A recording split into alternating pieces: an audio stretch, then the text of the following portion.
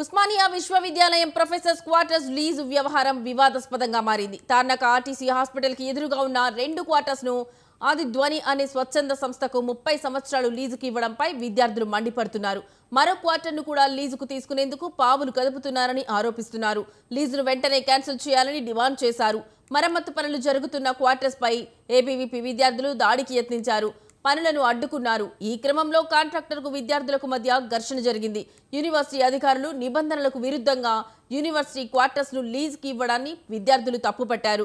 బయటి వ్యక్తులకు మాత్రం కేవలం 1000 రూపాయలకే లీజుకి ఇవ్వడం వెనుక ఉన్న ఆంతర్యం ఏమిటో యూనివర్సిటీ అధికారులు చెప్పాలన్నారు. యూనివర్సిటీకి సంబంధం లేని వ్యక్తులకు ఓఏకి సంబంధించిన భూములను కానీ క్వార్టర్స్ ను కానీ లీజుకు ఇస్తే తీవ్ర పరిణామాలు ఎదుర్కోవాల్సి వస్తుందని హెచ్చరించారు.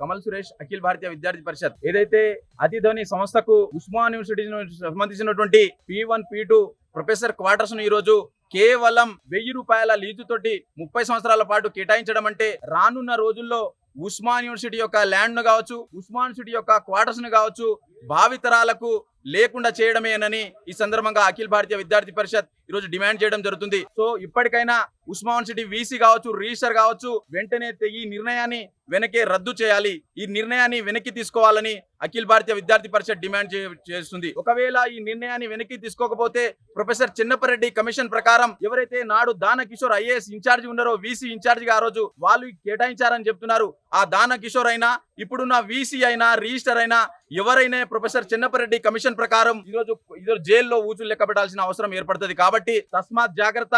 యూనివర్సిటీ ల్యాండ్ అనేది ఇక్కడ ఉన్నటువంటి ప్రొఫెసర్లకు, ఇక్కడ ఉన్నటువంటి విద్యార్థులకు, ఇక్కడ ఉన్నటువంటి రీసెర్చ్ సెంటర్లకు ఉపయోగపడాలి తప్ప ప్రైవేట్ వ్యక్తులకు, ప్రైవేట్ సంస్థలకు, ప్రైవేట్ ఏజెన్సీలకు ఉపయోగపడొద్దని అఖిల భారతీయ విద్యార్థి పరిషత్ డిమాండ్ చేస్తుంది. అదేవిధంగా చాలా యూనివర్సిటీ ల్యాండ్లను గుంజుకోవాలని చూస్తున్నారు.